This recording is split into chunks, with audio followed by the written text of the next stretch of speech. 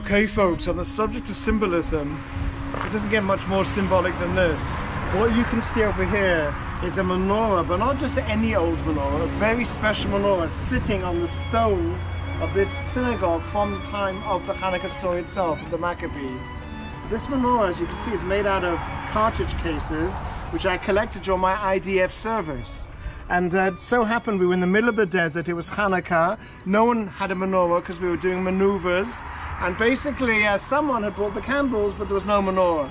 So I went around after a live fire exercise, collected the cartridge shells and made a menorah out of it.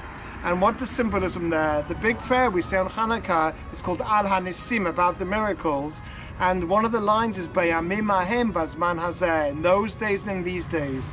In those days, Jews rose up to defend Judaism and the Jewish homeland. And in these days, we have the IDF, the modern Maccabees, who defend our homeland and our values and keep Zionism and Judaism alive for Jews in the Jewish homeland.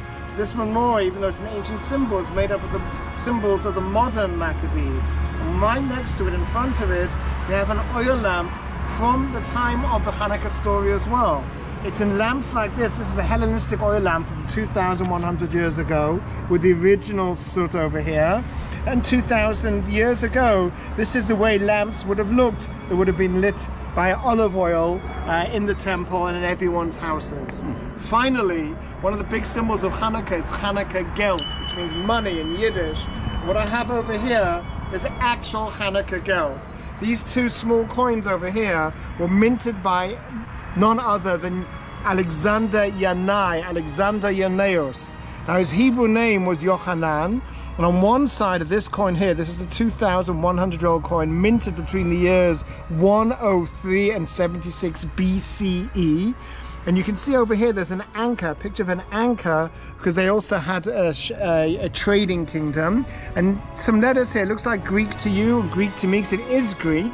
And what it says over here is Basilius Alexander, King Alexander.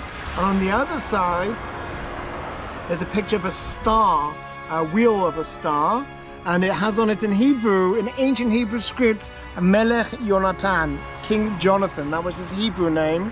And you can see the ancient Hebrew mem over there. Now this coin caused a huge amount of controversy because he called himself king. And according to the religious Jews, only God's prophet could anoint a king.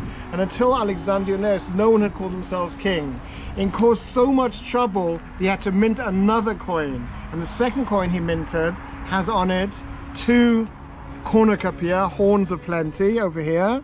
On the other side, in ancient Hebrew, there's an inscription that says Yochanan, his Hebrew name, Chaver Motzet Yodim, a friend of the Jewish council. And the second coin does not mention anything to do with being a king.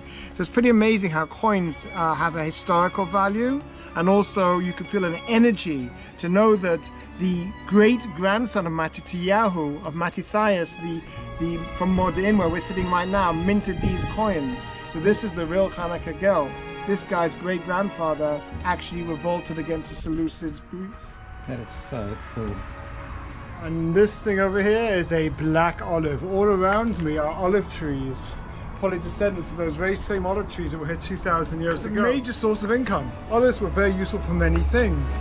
For oil lamps, for soap, for cooking, for kindling. There was no end to the use of olives, and guess what? The greatest superpower of the day, Egypt, did not have indigenous olive trees. So Judea used to import a lot of its olive oil to Egypt and all throughout the Roman Empire, in fact. So there was a massive industry of olive pressing, which led to the wealth of Judea.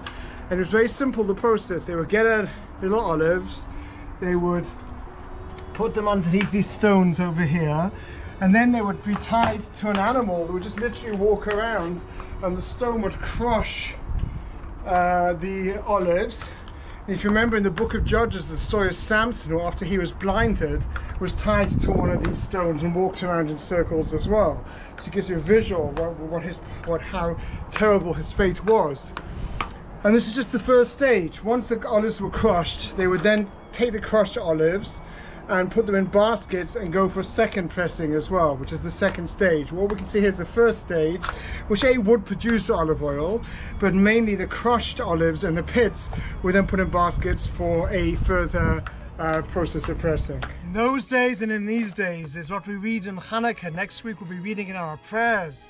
And we are literally sitting in the ruins of a Hasmonean, a Maccabean fortress. We are taught in the book of Proverbs, Mishlei, Ner Hashem Nishmat Adam, that the candle of God is the soul of man. For 2,000 years, even in exile, the darkness of exile, the Jews had a hope, hatikva, lihiyot am chofshi ba'atzenu. And today, as we celebrate Hanukkah, that hope has become a reality. After 2,000 years in the darkness of exile, the Jewish people, led by our youth, who revived our language, who revived our land, who defend our land, brought us back by Amim Ahem, Bazman Hazer. Chag Sameach. Chag Sameach.